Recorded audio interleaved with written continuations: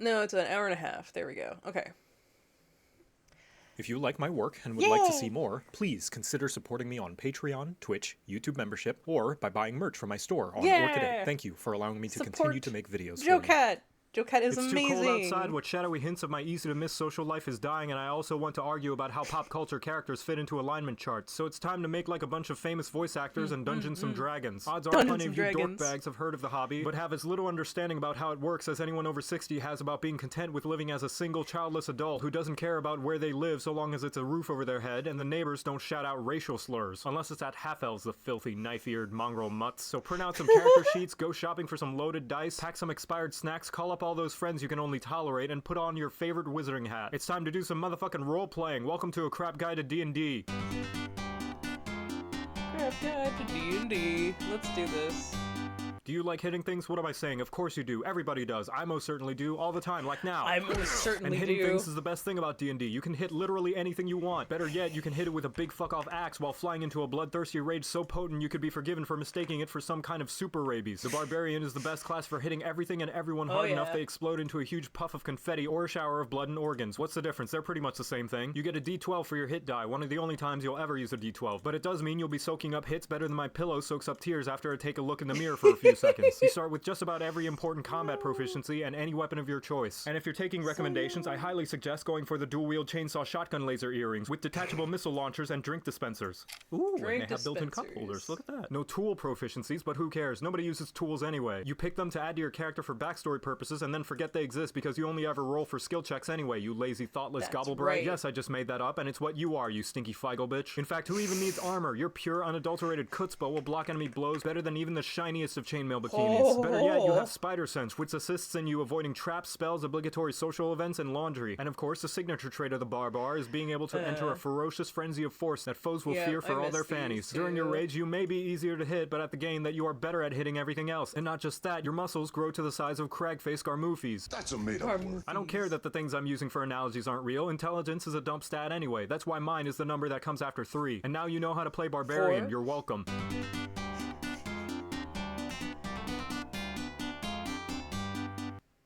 Frail spellcasters, whack. Close quarters combatants, whack. Immobile tanks, whack. Me, I'm tight as fuck. First time playing D&D, I realized I'm too cool for any sort of specialized role. But that was only because I hadn't figured out that there's only one way to play it right. With a sword in one hand and a harp in the other, shouting my greatness from the rooftops, laying bitches and slaying witches. Or is it laying witches and slaying bitches? I can't quite remember. I was too busy giving the tavern owner a reason to stay in business. Welcome to a crap guide to D&D.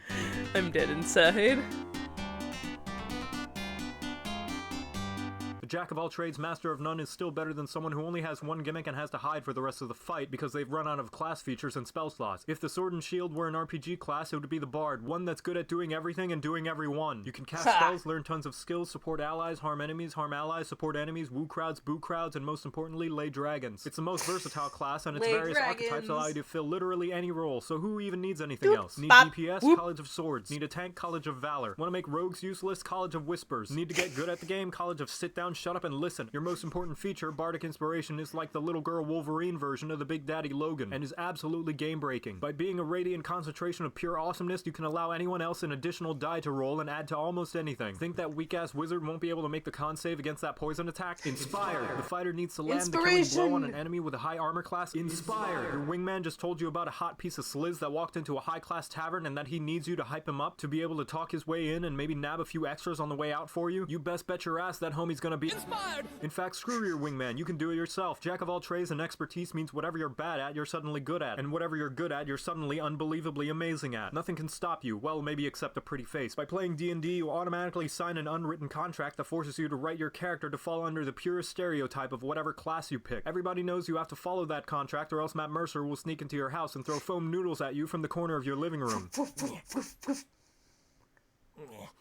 All wizards are smartass eggheads, all rogues are kleptomaniacs, and all bards are lust-compelled sex deviants. It's just the rules, I don't make them. And of course, the main gimmick of the bard is that it's artistically expressive in some way. People usually think this means musician. That's because their brain are like this, while my brain are like this. They can sing, dance, paint, prance, make a pretty dirt drawing with a lance. Plenty of ways to further enhance the battlefield if given the right chance. Now you know how to play bard, you're welcome.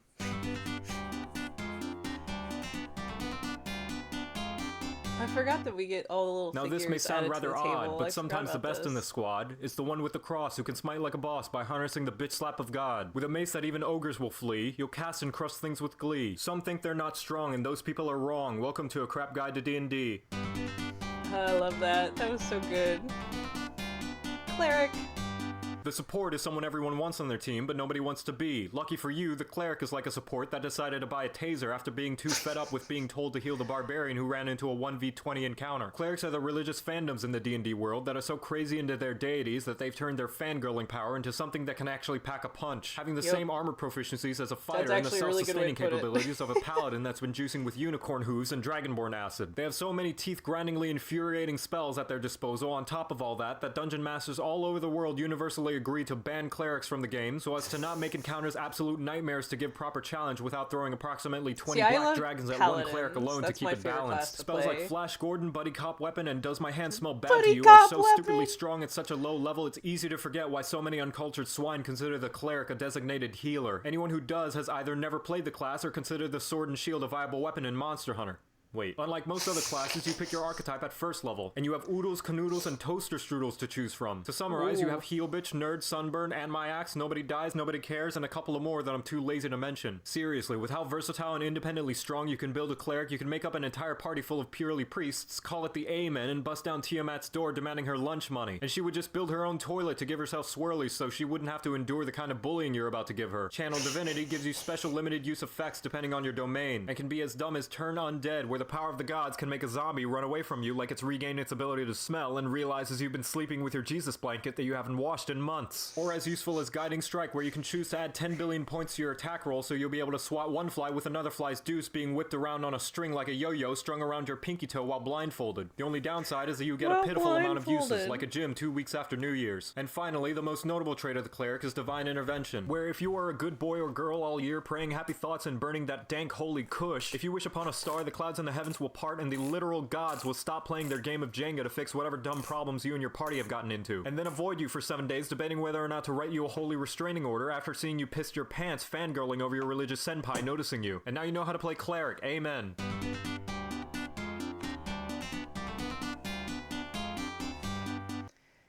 I don't understand tree huggers. What has the environment ever done for us? It's not like it provides oxygen, resources for tools, housing, clothes, food, and technology or anything important like that. And it's definitely not like it's home to various species of plants and animals required to keep the ecosystem alive to continue to feed mankind's insatiable appetite to destroy, consume, and rebuild in his own image, ultimately resulting in the annihilation of the very world that brought him into existence. Nah, fuck all that. The environment clearly exists for us to skin innocent animals that are minding their own business so we can wear them as high fashion. I mean, just look at bears. All they do is steal my chips and shit in my backyard. Well, guess what, Yogi? It's payback time. And what better way to give it than undercover as one of their own? They'll never see it coming. Welcome to a crap guide to D&D. Never see it coming. The druid is what happens when a ranger decides to fully commit to being a furry/hippie instead of just half-assing it because they're only trying to impress that sexy dryad they met in the forest that one time. They're primarily a casting class, but unlike clerics with their holy senpai, warlocks with their sugar daddies, bards with their awesomeness, or sorcerers with their rich magical parents' inheritance, druid's magic comes from Mother Nature, and from first-hand experience I can tell you now she's an absolute bitch. Shut up, bitch. At second level, you can fulfill every furry's dream and transform into an animal, but not just any old lameo neon-colored oversaturated mess like Arjun Darksnout the rainbow dog with an indie band t-shirt over there. No, I mean cool animals like my original character, Grabblejean, the nocturnal giant toad. Don't steal! Your archetype will be based around whether you want to be part of the forces of nature or if you want it to work for you. To list them off, land for different flavors of spells, moon for when you want to take your persona to the next level, dreams for if you secretly want to play a cleric, shepherd for if you want to be king of the Wigglers, spores for if you want to reenact The Last of Us, and twilight for that sweet, sweet edge. Just like all the classes, your features improve with your level. Where druids differ is that their animal-related features mean that the beasts you summon or wear fursuits of don't necessarily get stronger, but rather they're thrown into the garbage and replaced by things with increasingly more fleas. Moreover, they gain additional features a regular animal couldn't imagine if it was high on devil weed, which gets fucking terrifying at later levels. Imagine this scenario. You're walking in the woods, there's no one around, and your phone is dead. Suddenly, spiky thorns sprout out around you, making movement painful. An adorable bunny rabbit sitting in front of you, seemingly harmless, suddenly starts shooting giant bees out of its eyeballs and turning the tree branches around you into black mambas. Design an encounter for that, Dungeon Master. And now you know how to play Druid. You're welcome. I love that. Design an encounter for that, Dungeon Master. That's so good. Fighter-Man, Fighter-Man. Overall, he is fairly bland. Hit Hit some stuff, hit some more.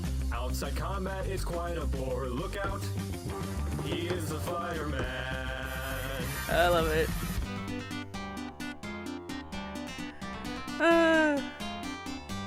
Gee, I wonder what it does. It's a goddamn mystery. Who knows? I'll say it because nobody else will. If you pick fighter, odds are you're also likely to pick human because you're basic like that. And that's not just me saying that, it's science. Human fighters pop out of the woodwork like rabbits on Viagra because people are incapable of choosing something unique even when they're given options like playing as a kobold paladin who prays to asteroids just before they crush an unfortunate man's cabbage cart. Just that's look at me, right! for example, artistic phenomenon and originator of the satirical talk fast genre of videos. What do you mean I'm not the first one to come up with the idea? I don't need these lies coming out of you. Everything I make is I don't need completely these original. lies Everybody coming knows out it. of Come you. on, Master Chief, let's get the fuck out of here. That is not Fighters are the Master purest Chief. essence of the combat side of D&D, all about hitting things hard and fast, getting into the thick of the fight, and hey, you get out of here, we're not talking about you. They're all focused around rolling more dice than a Limp Bizkit song, as well as being straight up easy baby mode because you get to start using any weapon you want, heavy armor, some ranged options, a free cheesecake, and a complimentary belly rub just for picking the class. Seriously, everything about it is geared towards being so noob friendly, even a Monster Hunter longsword player will be laughing at you. If you feel so inclined during combat, you can heal yourself, attack twice, and take a second action to attack twice again, all in the same turn. And that's at 5th level. Not to mention you getting more ability score increases than any other class means that if you go a turn without hitting at least something, then you must have made some kind of D&D sin that angered Gary Gygax, like getting weighted dice or putting milk in before your cereal. Fighter flavors allow you to pick how you want to be hitting the bad guys, like being a magic bitch that can actually take a hit, or ride a bitch while you cut down a fool, or go all out sensei mode and just decide you want advantage for every attack this turn, so you're going to absolutely destroy a bitch. But odds are, knowing most fighters out there, champion is the best bet because it's basic. Yo, we heard you like fighter, so we put more fighter in your fighter. Just be sure to make your character a rough and grizzle-faced middle-aged straight white man with a two-handed sword and a mysterious and/or tragic and/or vengeful backstory just to fit the bill. Don't want to get too creative now, do we? And now you know how to play fighter, you're welcome. You're welcome. Sword and shield, there's no limit what you can wield. Plenty fights you have fought. Demon Lord's just another thought. This class, great for a newbie's first time. Plenty of damage to chime. Here comes the Fighter Man. Fighter Man.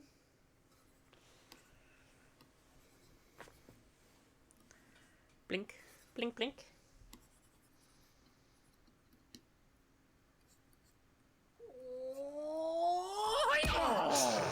Why? Because, bitch, you were taking too long. Welcome to a crap guide to D&D.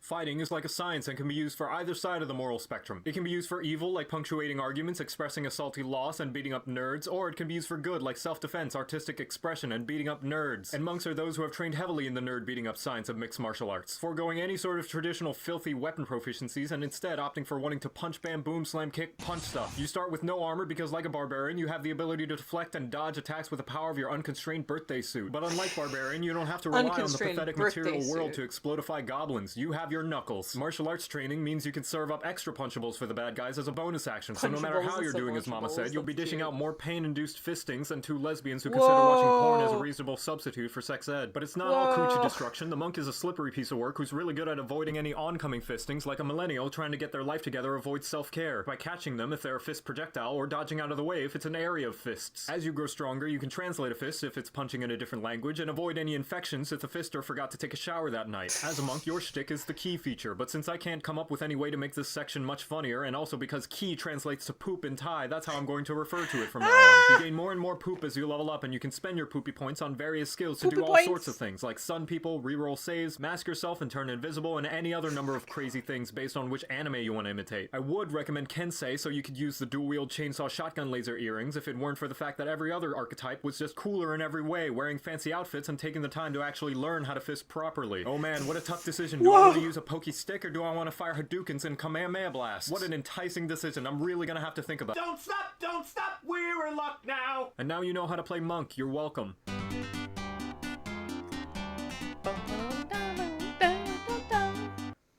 Boy, I love the smell of justice in the morning. There's nothing more satisfying than knowing the good name of Sword and Shield has traveled so far and wide that not even the Pokemon games are free from their incredible, awesome influence. That's and right! It's about time, too. You think I created this series to entertain and inform ignorant whelps of great hobbies their miserable lives are missing out on? Fuck no, it was to enforce the mighty name of the one true weapon pairing that triumphs all others. And if anyone were to step out of line, I'd bring down the wrath of which tear-ass children tell their parents to scare them before bedtime. And then collect the aftermath of the pants they all shit because it makes for great fertilizer. Welcome to a crap guide to D&D. Hey, hilarious. you want to tank? Do you want to fight? Do you want a class that'll instill fright, take up some plate, and keep the goblins in sight? Because you want to make sure they eat this paladin smite. That's the right. Paladin is the first on a short list of hybrid-style classes, stealing a mix of features from both the fighter and the cleric. Meaning That's it's better right. at physically painting the walls with blood than a cleric, but more gooder at grammar and spelling than a fighter. But it's also one of the few classes where role-playing becomes somewhat important. Yep. What? Role-playing in my role-playing game? They really should have put some kind of warning label somewhere. I'm not submitting to this shit. If I wanted to follow some sort of code, I'd become a pirate so that I could at least plunder some booty while I'm at it. Otherwise, fuck you gods. If you want me to play your game of ethics, you can kiss my shiny plate-mailed... Alright, fine, just follow the code and don't do anything stupid that'll cause you to lose your paladin privileges, like That's a spoiled rich kid who's upset that he doesn't get a 4th Maserati to crash. Like the other all-up-in-your-grill style physical fighting classes, you gain proficiency with every goddamn combat-oriented item in the universe. And That's yes, right. that does technically mean that you can optimally play a paladin without a shield and not have to worry about being a less effective contribution to your party, but if you do that, I'm telling you now that you're wrong and I hate you and you're a big smelly doo-doo head. As a resident big fuck-off bringer of divine justice, your job is to harness the power of holiness or whatever other wacky power, depending on what oath you pick, to have everything else die while they bounce off of your full frontal crusade like a turd in the wind. That's true for just Like a about turd every in the combat-focused wind. class, but the paladin is especially good at it, what with having the aforementioned fighter-cleric combo skill set. You get multiple attacks, channel divinity, a free vaccination, casting abilities, more auras than that one silly anime that nobody likes, which means you'll be so jacked that your mere presence will muscleify any nearby ally That's so that they right. look like a typical character from said silly anime that nobody likes. And lay on hands, a pool of health you can use to heal yourself or give a single hit point to your ally because that's all they deserve for not letting the rogue check the obviously booby-trapped room first. But we all know the real reason anyone picks paladin, and that's to never cast any actual spells, but instead use your spell slots to imbue your weapon with various flavors of smite. Because what good is striking down the heretics and heathens of the realm if it's not in the elemental attacking equivalent of your god's sports team colors? You can smite with fire, laser pointers, brain freezes, sick pacey drops, and cheese! Cheese for everyone! Sorry, I meant force. Force is what it says. Oh. There's a Stargate. And now you know how to play... Wait a minute, what the hell is that noise? Love it. Mwah. 10 out of 10. Paladin best. Just play a fighter with a bow, it's way better. Ranger.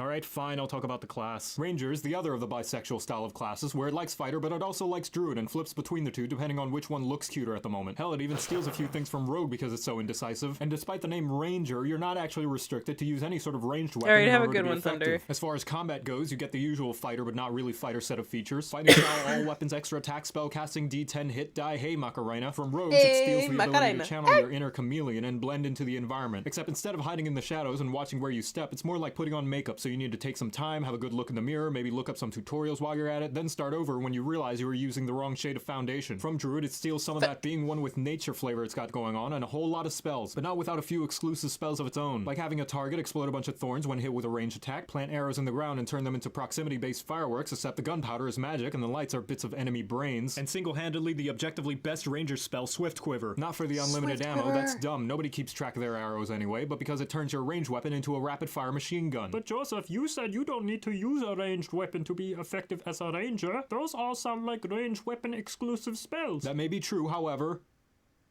Shut up.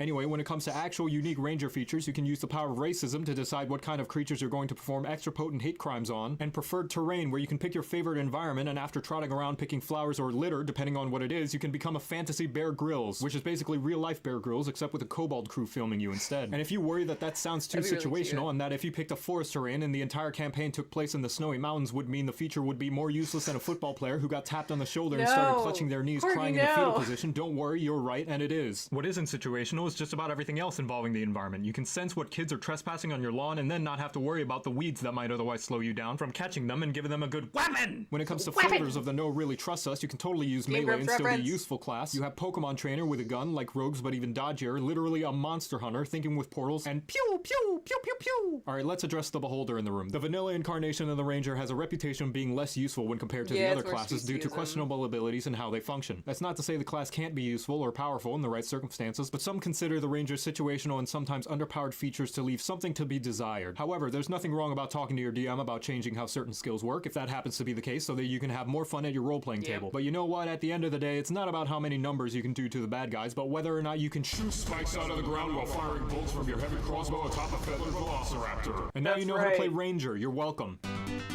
That's fucking right. What? Tiefling! Tiefling Bard, why are you under the paladin?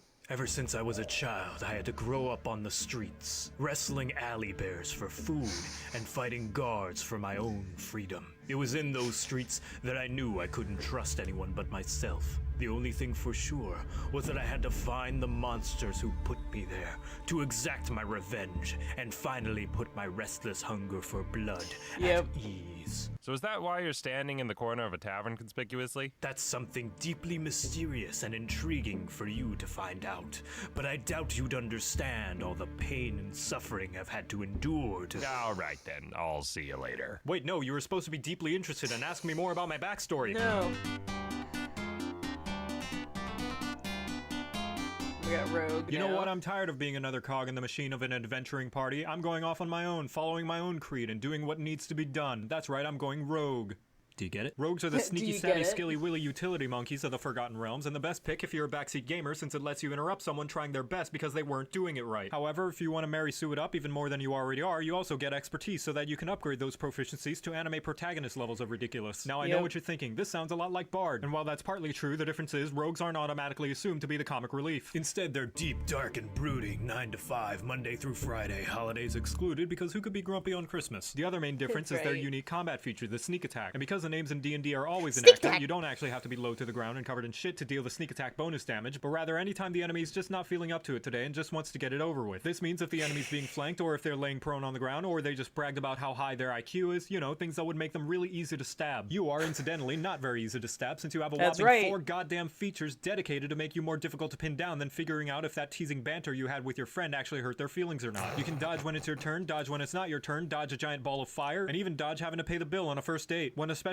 unique trait of the rogue is their exclusive language thieves can't. Thieves can't what? I don't have the slightest clue, because it allows you to say a whole bunch of jargon that somehow translates into a completely different sentence. Timmy's having tea with the local blacksmith actually means let's go to the temple and steal some of the cleric's donations. Speaking of stealing, the thief archetype means you're especially fast at doing thiefy things like picking locks, chugging potions, and hardcore parkour. Assassin makes your stabs extra savvy, and you can stab while disguising yourself as a child you saw who you can point to later and say they did it. Arcane Trickster basically turns you into a bard except less talented or attractive and allows you to hocus pocus somebody's wallet from 3 miles away. Mastermind is straight up Sherlock Holmes, complete with the assholery and catchy theme music. Swashbuckler won't stop bugging people to 1v1 them, and Scout, which is yet another better alternative to Ranger. Your job is to make sure everybody knows how much better you are at doing everything, because when the going gets tough, you know the party's going to turn to you one day and ask you to please pick the lock on the door to the king's castle because the bard accidentally kicked the guard in the genitals trying to seduce them. And you'll gladly show them all the skills you've learned from growing up in such a harsh and unforgiving environment that was once your home, forcing you to learn questionable means and morally ambivalent beliefs in order to survive. Just try not to cut yourself on that edge while you're at it. And now you know how to play rogue, you're welcome.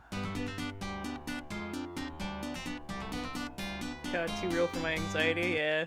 Magic is dumb and stupid and makes no sense, and my brain hurts the more I try to figure out how it works. Except when bards use it, because bards are cool and mages are lame with their colorful flowy robes and giant obnoxiously fashionable hats. No, I'm not jealous, shut up. At the very least though, most of them work hard for their magical abilities, some of them cultivating it through skill and experience, others answering to a higher power, some having a codependent relationship with the arcane, and some lucky enough to have their parents bang a mystical creature and receive a small genetic loan of 1,000,000 mana. Welcome to a crap guide to D&D. Oh, there we go.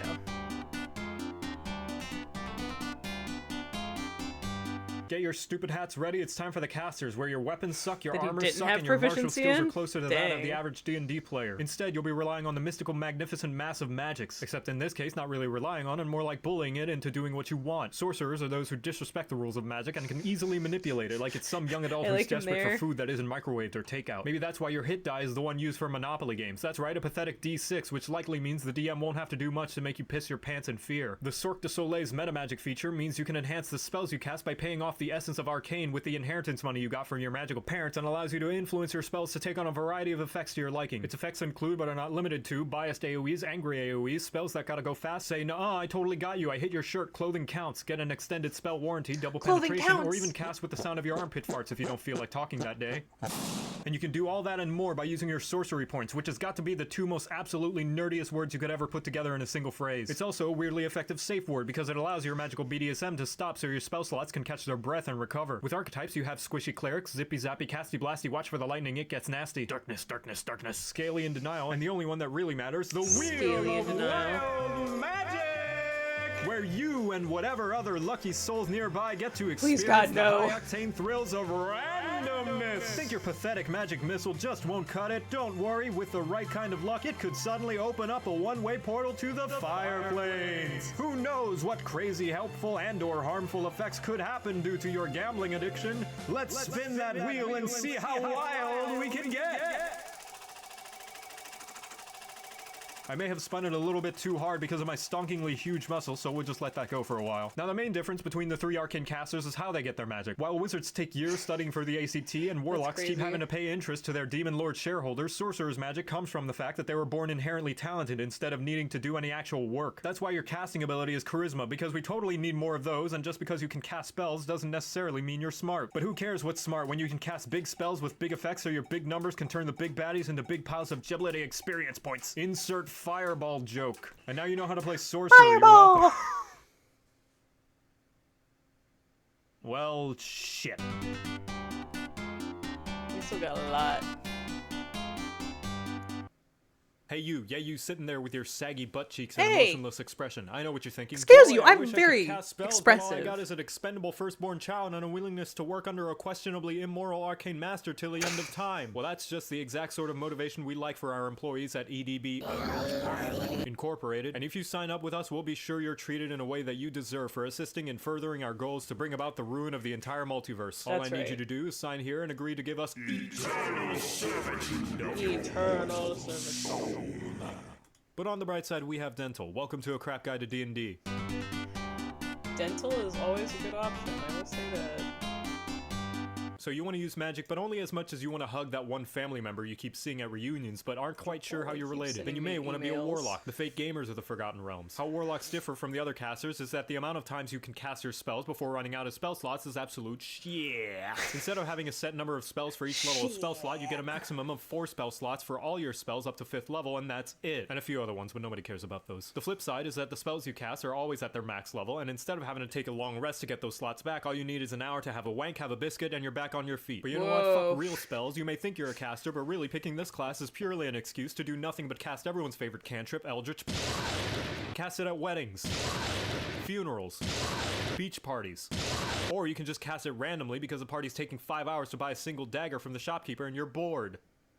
Aside from casting nothing but Eldritch all day, the main draw of the Warlock is the fact that it's the greatest game of dress-up dolls of all time. Eldritch invocations allow you to custom tailor your Warlock so that it suits you better than my form-fit Kieran assless chaps. You can talk to animals without needing to cast a spell, go straight up invisible whenever you want, but most importantly, there are invocations that allow you to customize your Eldritch so that whenever you shoot your gobbledygook at whatever poor sap that looked at you funny, you can pull them forward and do your best Scorpion impression, snipe them from 2 blocks away, or make the beam of arcane destruction smell like strawberries if you like. But it's not all fun in Eldritch because remember, you've signed a pact with a patron, so your power is being loaned to you from an all-powerful arcane sugar daddy. So you will have to pay interest if you want to make sure all that magic stays nicely tucked into your Eldritch sack. Luckily, they're not like bank loans because you can actually pay them off, and they're not always inherently evil. You have the choice of being bossed around by a literal devil who decided to make you their favorite person, so they're gonna be your mommy for a little bit. A skeleton who ironically refuses to let you die because you still owe him 2 platinum. Fairies who are just straight up assholes. God, so you're basically a cleric now. Literally Cthulhu. But forget all those because the only real option is to have your patron be a magically possessed sentient sword and shield that yells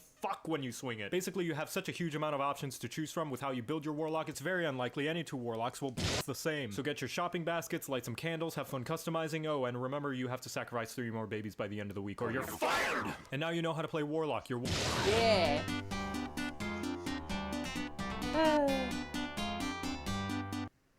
Impressive, you know? I mean, I've never had a student score 0 in everything before. What do you mean? I chose exactly the perfect spell for every situation. Well, Fireball. you answered fireball for every question. What's your Fireball. point, person within fireball distance? What I mean is you can't expect a big damaging area of Well, what effect your spell point? to be the answer for everything. Maybe try some different spells. Maybe minor illusion to trick the enemy. You can find a fae or a fiend to serve as your familiar, or even prestidigitation. It has a surprising amount of uses, even though it That's right, costs I'm back. nothing. I'm about to prestidigitate all over your desk if you keep suggesting lame-o spells. What I'm saying is you should expand your horizons. A wizard is the apex of the arcane, the ultimate utility caster, that's and one of these cool. days you're gonna I like find that yourself one. in Give an me a shout encounter out. where fireball isn't gonna... Where'd you go? What the fuck? Welcome to a crap guide to D&D. Wizard! The classic, He the OG, is the the frail old man with a stick that wizard. shoots magic missiles at a few goblins and then has to go door to door telling his neighbors he's a registered hex offender. The wizard is the most powerful Hex class if you ignore offender, any I other love classes it. that are stronger, which are all of them, because this thing is more fragile than a single layered sheet of toilet paper that's been soaking in the soggy crack of a bridge troll's ass cheeks. This class is the sorcerer's lamer, more studious, dorky neighbor who does all the hard work for none of the recognition. You get saving throws and intelligence and wisdom instead of constitution and charisma, so sure, you'll be able to ace that pop quiz and not have to worry about being distracted, but you won't be able to hold your liquor or score any hot dates at Chad Firebolt's party in the Golden Mansion his chromatic dragon dad bought him. If you're looking for the silver lining, the wizard is definitely the heaviest case of be careful who you call ugly in magic school. That's The wizard's right. spell list is thicker than the Storm King's thunder thighs. You gain spell slots like a shower drain gets hair, and during a short rest you can even choose a small amount of spell slots to recover depending on your level. Best of all, at higher levels you even get the ability to cast your favorite low-level spells as many times as you like. But who are we kidding? You're likely going to be dead before you reach that high, either killed by your own fireballs or killed by all your pissed off allies who were caught in your own fireballs. But hold your horses there, Mr. I actually believe wizard memes are as funny in the game as they are on social media. All your spells are tied to your spellbook because wizards have short-term memory loss, and unless it's a cantrip, you can only cast a spell if you have a 3-step tutorial with pictures to color. But the work doesn't just stop there. The stronger spells at higher levels are going to need expensive magical components to cast them if you don't want to embarrass Florks, yourself with yeah, arcanal yeah. dysfunction, and suddenly your finger of death feels more look like a at finger of mild discomfort. People say wizards are the utility casters because of the massive amount of spells at their disposal, many of which are apparently great for a wide range of situations. I'm here to smartly inform you that those people are stupid. Use fireball and only fireball. Nothing but fireball. Just fireball. Just fireball. Just fireball. Because they are the nerds of D&D, wizards have an unhealthy amount of knowledge of all of the different schools of magic. So instead of having their archetypes based around a certain theme, they get one for each of the aforementioned schools of magic, which is too damn many to go over, and frankly, I don't have the time or gummy bears to last a whole lecture. Instead, I'm going to quickly summarize each school of magic, and also war magic, cause fuck you, and I'm gonna do it all in song! I love this. Evocation elements to burn or shock or freeze your friends. Necromancy spares the dying, or you could just resurrect them. Abjuration keeps you safe and almost makes your armor fair. Divination helps you sense, detect, commune, and talk to bears. Conjuration, portals and make stuff for free. Transmutation, turn things into other things. With enchantment, buff the buff or in between. And delusion, visual tricks to prank the brain with fear and silence. Blur and go invisible. Pretend you're someone else's dad, disguise mislead, take on their life. War magic is like tank mage, getting lots of defense, flexing as you cast. And now you know how to play wizard, you're welcome. I love it. I think that was so like for me that is the peak of these crap guys, cuz like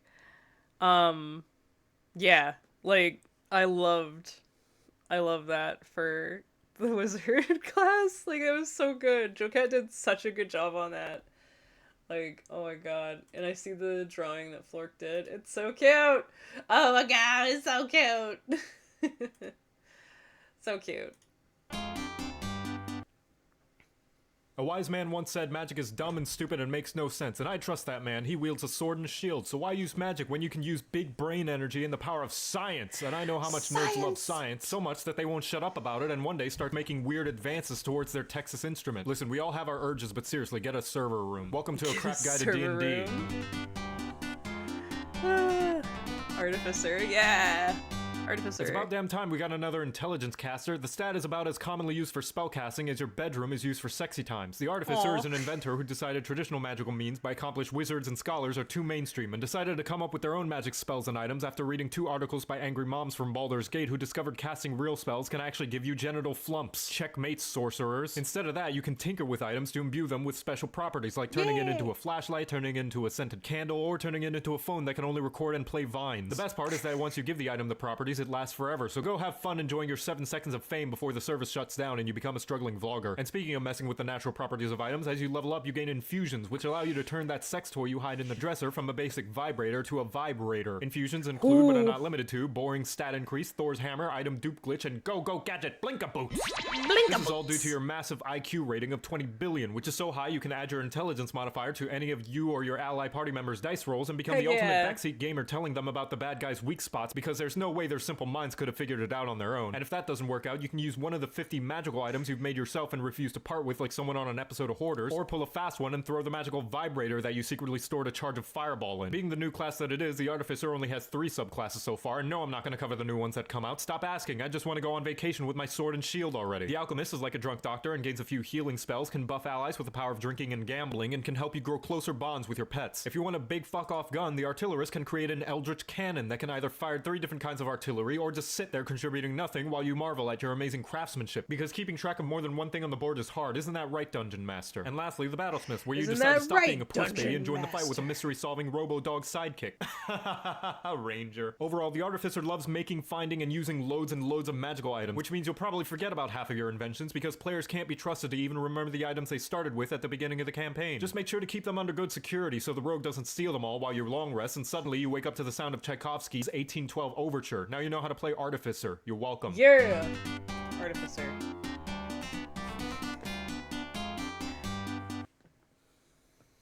So, you picked your class, hold on to your ass, it's gonna get crass cause race is part of the role you can play. Some sentient clay, a he, she, or they, a beast who gets real snarly, a regular dude named Charlie. If homebrew is free, a big talking tree. Welcome to a crap guide to D&D. Yeah. So now we're getting out of classes and into other things. Arakakra, big fucking bird. You got some wings so you can fly, and if non-weapon melee's preferred, they get sharp talents to bit scratch a guy. Or maybe you're more of an Aasimar, still avian, if you lower the bar, angelic people with radiant energy, or darkness if you flap your wings edgily. Bugbears aren't actually bears at all, more like beastly orcs and just as tall, but oddly sneaky and your arms are long, so you're really freaking good at playing basketball. But if going full beast is a little too far, you could always do half and decide to be a centaur, charging the enemies so they can readily get steadily back up while you stomping them deadly. For Sneaky Bunch, Changeling's cool, you make a disguise, get a worthless tool, you can change your face to whatever race, there's nearly no limit who you can fool. Dragonborn, no not the Skyrim kind, are likely the kid of a bard that'll find dragons really hot, so now you shoot acid, or whatever other color your parents preferred acid. The typical dwarf with a beautiful beard, you work with your hands and are physically sturdy. You seem informed about rocks, which is weird, try not to obsess or the session will get wordy. Elves are papa's pricks, a dozen flavors to match and mix, they live a long time, don't sleep instead trance, and are hard to be charmed, so bards keep it in your pants. Pick a fearbulk, a chill-ass cow, most of which have a druidic vow, and don't ask how, but they can turn invisible, which is a big concern.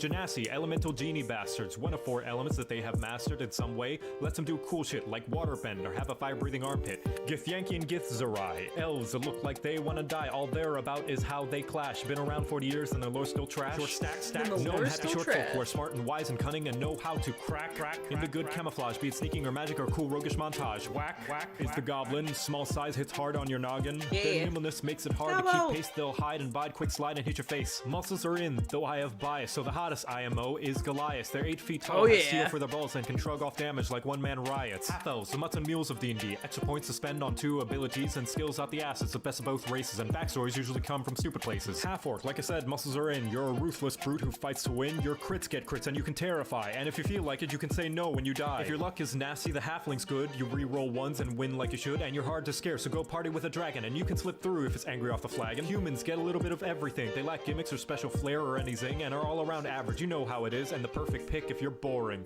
Races, all the races. Races, all the races. There's plenty to choose from, too many, so come witness the list of this guide to all of the races.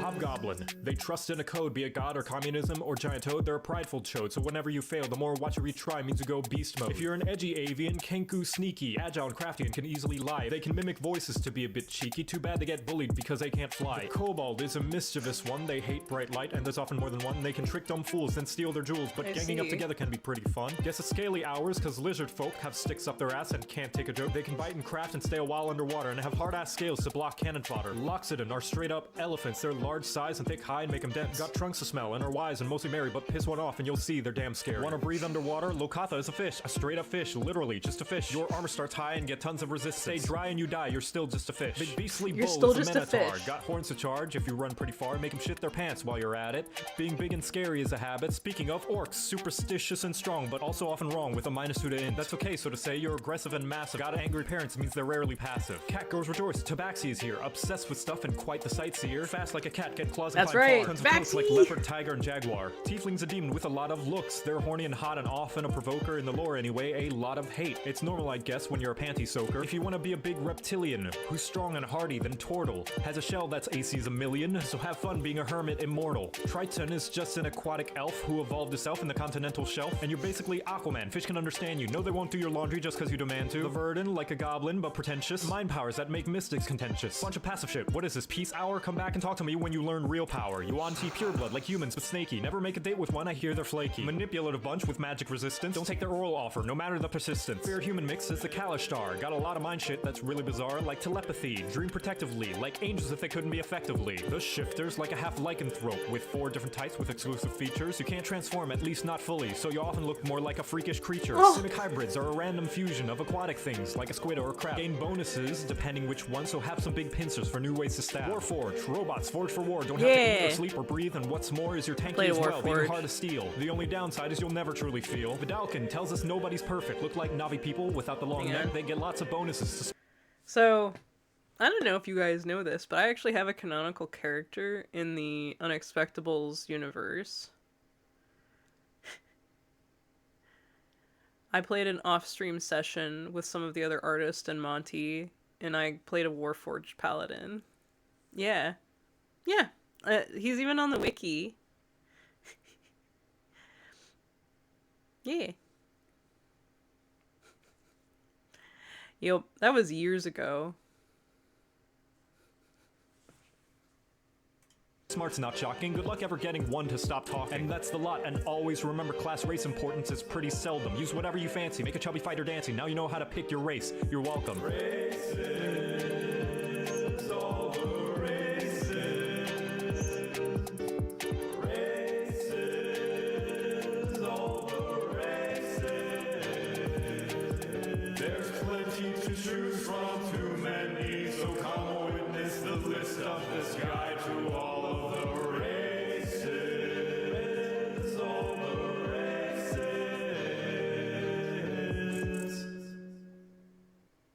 What's wrong, you pathetic, sad, procrastinating dungeon master? Can't come up with a worthwhile and interesting combat encounter and you only have half an hour before the session because you spent the last week fascinating about a totally different campaign you wish to run one day but ultimately know you never will because you're in a constant state of prep work and insecurity? That's okay, everybody knows no matter how basic the combat is, it's going to take forever anyway thanks to any spellcasters and people on their phones, and is mostly just a chance for the DM to stall for time while they figure out the next story beats. That and an excuse to show off whatever art of the thing the players are fighting that the DM paid $3 grand in commissions or miniatures to make for them. Or you could just grab whatever the nearest thing on your shelf is and say, fuck it, we're fighting this little bastard today. Welcome to A Crap Guide to D&D.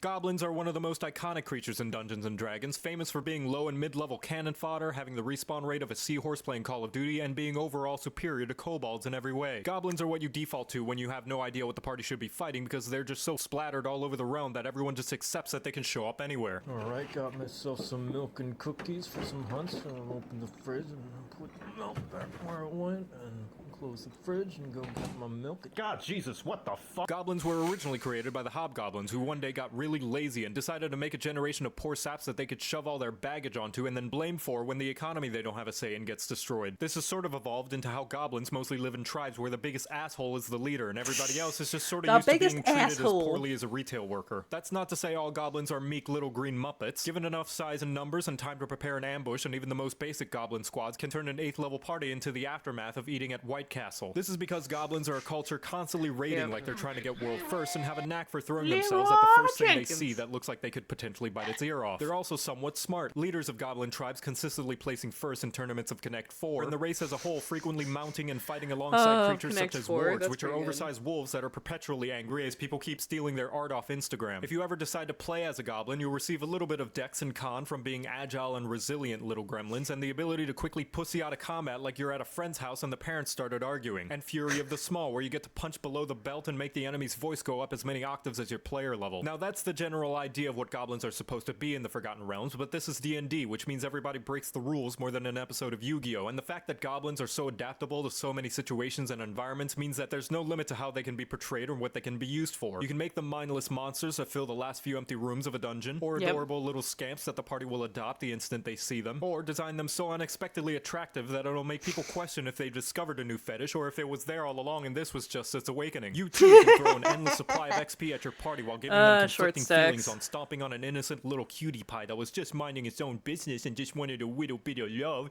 Isn't that right, you sweetie petite? Ow, son of a bitch. And now you know how to use goblins. Booyag! Oh yeah, Crap Guide Goblin plushie available on Makeship. First 100 orders using the code JoCat gets 15% off. Yeah. Now that we're in a bigger place, I could have gotten that.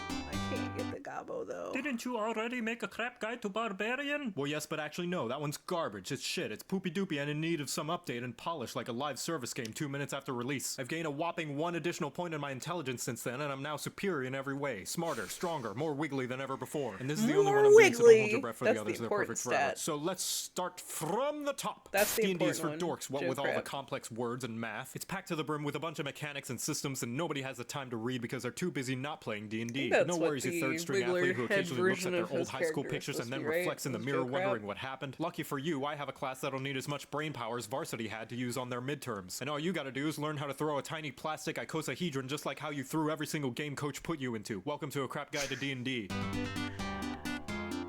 Oh, no goblin plushes in the background. Everybody likes to hit things, and D&D is the best because you can literally hit anything you want, including the other players. And what better class to hit everything than the Barbarian, who's the best at hitting things and never stopping hitting things. Yeah, Having a D12 hit die means you have around a googleplex of hit points by level 2, and unarmored defense means the chunkier you are, the better you can block and avoid attacks because the enemy's too distracted at how your fat hairy tits are flailing about. Better yet, you have spider sense, which allows you to avoid traps, spells, social events, and laundry like you've just moved out of your parents' house and are trying to get your life together. But enough about defense. The real reason to play Barbarian is to hit it very hard, going into a bloodthirsty Yeah! You can channel your anger into the might of 1,000 dads who just felt the thermostat get adjusted, and during your rage you become the world's greatest goblin juicer. You gain bonus damage, advantage on strength checks, and any and all physical attacks will bounce off of your day 1 patched pecs. As you gain levels, you get progressively angrier and angrier, getting a straight up flat increase to your movement speed, an extra heavy swing when you land a crit, and become too angry to die potentially forever as long as you keep hitting things. As far as flavors of goes, there's the Berserker if you want to swing your weapon like it's taped to a ceiling fan, mistaken stupidity for bravery, and have an unlimited supply of Uno reverse cards. Alternatively, the Totem Warrior is like a gateway furry, where you channel your favorite Robin Hood crush and pretend everybody is Prince John. Battle Ranger to become a really pissed porcupine. Storm Herald if you want to make the environment around you as pissed as you are. Zealot if you want to be a diet paladin with a smite and aura that's made with 0 sugar. And Ancestral Guardian if you're a scared little bitch. Offense is the only offense, and I will have none of these tactics in my combat encounters. What, you thought I biggered my brain so I could think harder and waste time when all that planning fails because of a bad roll, and then I have to sit around being useless for the rest of the session? What do you take me for, some kind of wizard? Well, do you, huh? Fuck you, I'll beat the shit out of you. You think you're better than me just because you can count? I hope you like being pavement lotion, because you're gonna be filling all the cracks in my driveway. And now you know how to play Barbarian. You're welcome.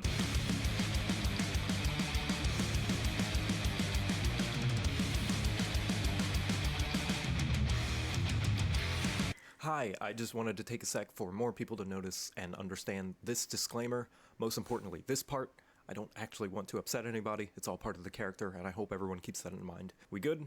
Okay. Everybody likes personality quizzes, right? See what's your spirit animal, how burnt of a toasted slice of bread you are, what's your worst trait as an employee based on the brand of cereal you like to buy. They're great because most of the time, if you don't like what the quiz results give you, you can look up which answers contribute to what result and just get the one that you wanted in the first place and then brag about it on social media. Wow, would you look at that? I'm such a Slytherin because I'm so cunning, right? Yeah, well, joke's on you. That was all an intelligent ruse. I'm actually a Ravenclaw. Or am I? Same with star signs. They're just vague enough that they can boil down to, you're a thoughtful individual who sometimes overthinks things and can be impulsive, but in the end of the day wants to do the best that you can for the people you care about while never settling for the worst possible outcome. And I could say I just described a Libra and they'd eat that shit up like they're a pet that just found some stray cardboard. Luckily, Dungeons & Dragons doesn't have any of that dumb personality shit that nerds argue about for hours on the internet in hopes to totally pwn the other side with facts and logic or anything. Welcome to A Crap Guide to D&D.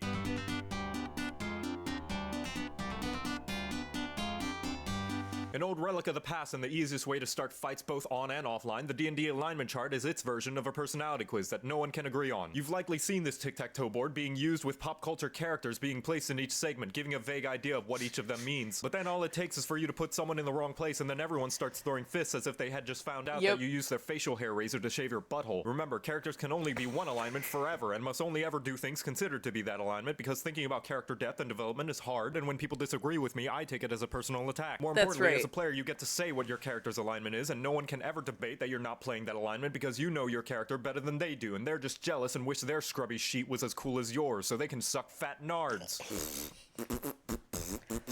Small smooth brains think lawful means the literal sense as in following the law, but instead what it really means is having a strict set of rules, whether it be moral, legal, or because your boss is telling you to do it. It's one of the most predictable alignments. 99% of the time when a lawful character sets out to do something through a promise or obligation, they actually follow through, which is why they make great fitness instructors, because when they say they're not gonna fuck your mom, they actually don't fuck your mom. A lawful good act is keeping the promise because it's the right thing to do. A lawful neutral keeps the promise because it is a promise and they're gonna stick by it even if fucking your mom saves the universe. And a lawful evil keeps the promise because they're gonna fuck your dad instead since he technically didn't say anything about him. Inversely, the chaotic side of the chart are for characters that don't give a fuck about their integrity and do whatever the hell they want because they feel like it. Small smooth brains will use this alignment as an excuse to be a total wangrod and have an inconsistent character with no definable traits. Also known as the chaotic alignment's more recognizable cousin, the stupid alignment, with its constant wacky lol so random XD approach to playing their character. The most common examples of chaotic acts are lying, cheating, and stealing, aka part of a rogue's balanced breakfast. A chaotic good is stealing from the rich and giving to the less fortunate. A chaotic neutral cheats to win a tournament and uses the winnings to eat something aside from a bread sandwich every night. And a chaotic evil will lie about not fucking your dad again and then burst into his bedroom as soon as you blink like a really slutty weeping angel. The good and evil sides of the alignment chart are pretty straightforward. Good is if you're a good person, and evil if you're a jackass. But that's a small smooth brain surface level understanding of good and evil, as in no, just because you don't stab people doesn't mean not stabbing them is a good act just because stabbing them is a lot easier. Good acts are ones that go out of the character's way to do good and help others, sometimes even to the good person's detriment, and oftentimes even if there's no promise of any sort of reward in return for the act. Like using your own hand to get a friend's favorite Lego set out of the toilet, even after a night of really spicy curry. In contrast, evil is pretty straightforward, i.e. actions that could actively harm people, or not caring about how those actions could knowingly harm people. An evil act would be being the person who threw the Lego set into the toilet, knowing full well it could be somebody's favorite. But good and evil doesn't just mean motives, it means methods too, and just because you have nice ends doesn't mean having mean means makes it any less mean. Example, you've caught a kidnapper and need to find out where they're hiding their captive so you can save them. A good act could be offering some snacks and a binge watch of their favorite show in return for information, whereas an evil act would be chopping their nipples off. The neutral cross of the alignment chart is for players who are terrified of commitment and refers to acts that either don't fall on either side of the good, evil, or lawful, chaotic side of the spectrum, or characters that are horse for choice and like to do whatever tickles their pickle the most depending on the situation. Maybe they'll be employee of the month for one boss and then shit on the desk of their next. Basically, the neutral ends of the alignment chart are the most pure and concentrated, like the curvature of my butt cheeks, and do basically anything and everything that could be considered the essence of that side of the chart. And of course the middle ground, true neutral, aka the one that's always playing devil's advocate for literally everything, like they spend 10 hours a day discussing opinions on Reddit. And there you have it, the totally accurate, totally objective descriptions for each side of the alignment chart with no room for any other interpretations whatsoever. And if anyone tries to argue otherwise, they can suck fat nards. Also, never let players pick their own alignment, because when they do, it actually looks like this. But that's totally because I'm such a Gemini, and we don't think people are self-aware enough to be able to categorize themselves without being subconsciously influenced by their own personal biases. And now you know how to use alignment. You're welcome. JoCat. You may think you know D&D, but guess what, nerd? You don't. Not until you understand what the fuck is all this shit. What is this? What is this? Why do I need to know animal handling? The fuck is Arcana? The shit are hit dice. What's a proficiency bonus? Why are Electrum pieces so stupid? Well, strap in for a formal education, asshair. I'm gonna reteach you how to do math, because let's be honest, you still use a calculator to add and subtract single digits. Welcome to A Crack Guide to D&D. I asked him, wanted to play 20 questions. Interesting. This is your character sheet. Your character cannot exist without it. However, it doesn't always have to look like this. It can be a simple flashcard, a scribbling in a notebook, or an app on your phone if you like being spoon-fed like a baby who laughs at the phrase pee-pee poo-poo watermelon. And when playing as a character in D&D, you will refer to the character sheet whenever you have to roll the various kinds of dice that decide the outcome of your actions. Many are intimidated by this mighty thingy's magnificence, but mourn them ye shall not, for they be weak-ass bitches. It looks like a whole lot, but get a hold of yourself and take it one step at a time. The first person to voluntarily stick something up their butt didn't get anywhere by crying about how intimidated intimidating it is to stick something up their butt. They just did it, and look how far we've come. First of all, at the top we have the basics: name, class, race, Yeah, he background, couldn't and even dumb stop BuzzFeed quiz himself. results. These things will determine later things, so don't worry about those things until we come to them later. And if you don't Don't know what worry you want about those to those be yet, that's things. okay. We can mosey on over to this tower of pimps, which will be the most important part of your entire sheet. Ability scores. These are your basic stats, the strengths and weaknesses of your character, and the main determiner of whether you're going to be snooping or spooping when dungeoning those dragons. Snooping or Strength is your spooping? strong, heaping muscles, how much shit you can carry, how well you can push or pull heavy objects, and how well you can make your pecs dance.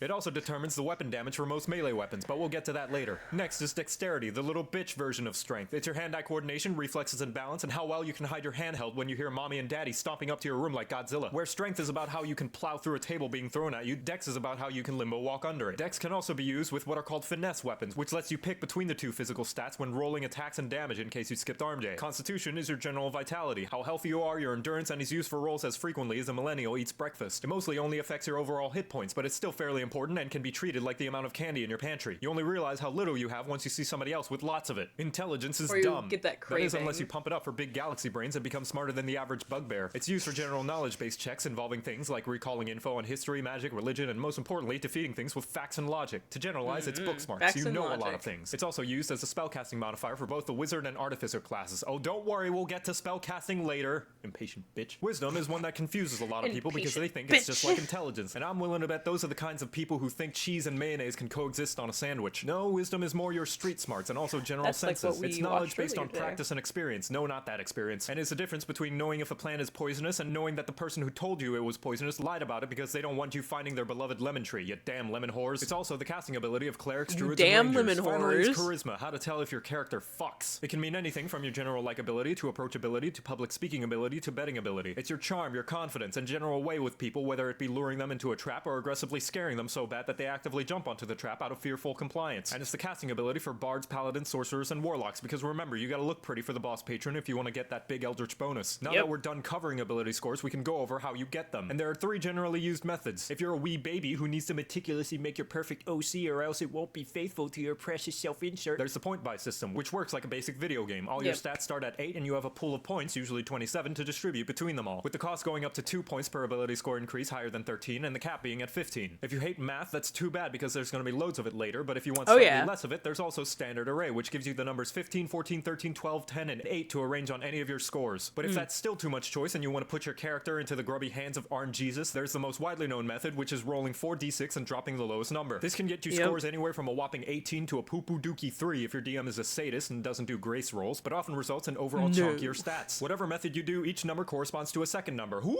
boy, are you overwhelmed yet? You have to keep track of 2 whole numbers. What a crazy catastrophic conundrum. Well, don't you worry your stubby earlobes, because those big numbers aren't really that important. Their main purpose is to determine a smaller number called a modifier, which means you can totally ignore this number when you actually start to pillage the village. There's a fairly simple mathematical equation to figure out what each number's bonus is, but I know you're a dumb silly pants, so here's a chart. Now will you stop crying about it? The reason the ability modifier is important is because it's what you add to your dice roll whenever they're applicable. So if you have a lot of strength, you're gonna get a little extra oomph whenever you need to punch the vending machine when your chips are stuck. Have low charisma and you're gonna have a hard time convincing the janitor that you weren't the one who broke it. Keep in mind you can still roll great with low stats and roll badly with high stats, but having high ability modifiers makes it so your rolls are more in your favor. Now that you have your scores all placed and your modifiers figured out, now we can determine where those modifiers go, which means we can look at this spaghetti jumbly mess of words. Now don't go running a mommy calculator just yet, it's so easy even Fighter-Man can figure it out. At the top here are your saving throws. These are your defenses and resistances to various bads that want to smush you up and turn you into a turd. Things like traps, area of effects, most spells, and that little voice telling you that you're making poor decisions. You don't roll these on your own most of the time, instead your DM will ask you to make them whenever you're put in harm's way. And you see these little spaces? That's where your ability modifiers go.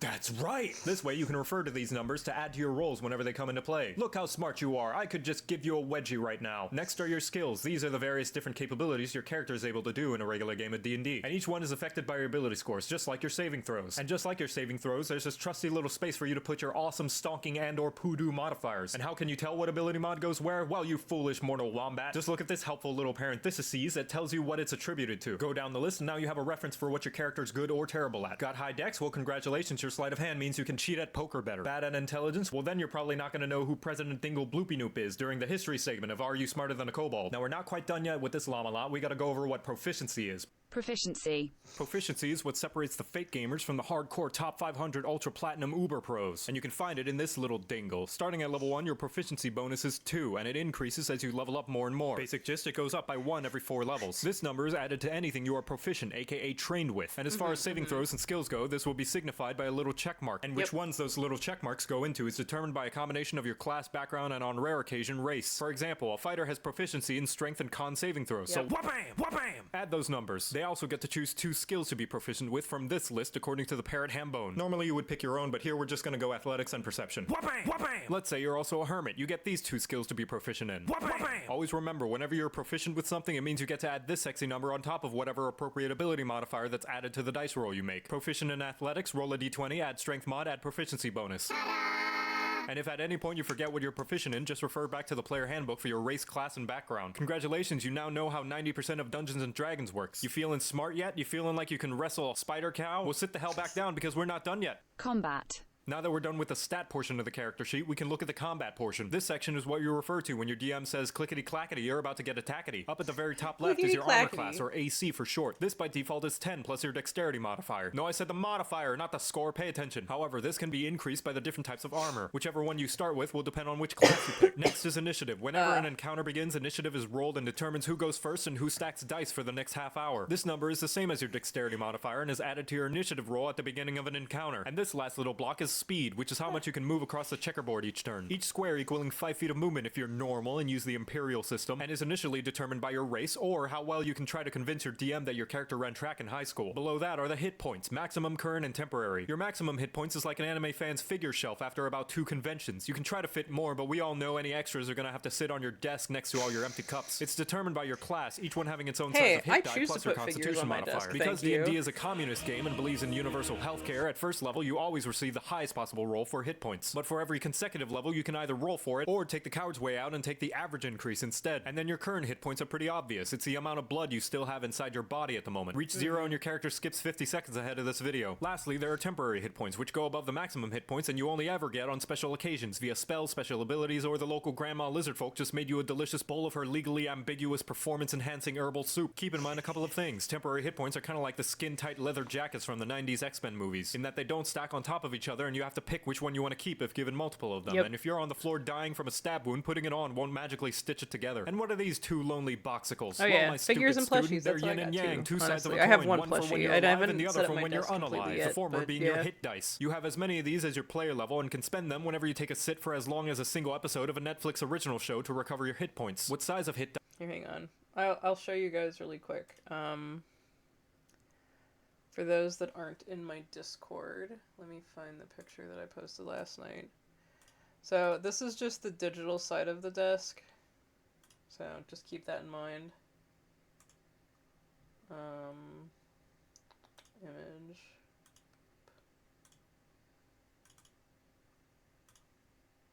Because I have a 2-sided desk where one side is for traditional art and then this is the side that I'm currently on for streaming and doing digital art. Oh no. Can I move? Can I? Okay. There. I made it too small and out of frame for me to be able to grab. There we go. So this is what my current setup looks like. So. Yeah. This is the one I posted in the Discord. I still need to put a couple like little things that I want to get and put like on my desk. But since I've had to change out tablets, like I have more space on my desk, so I can do that. And I can figure that out and whatnot. But yeah.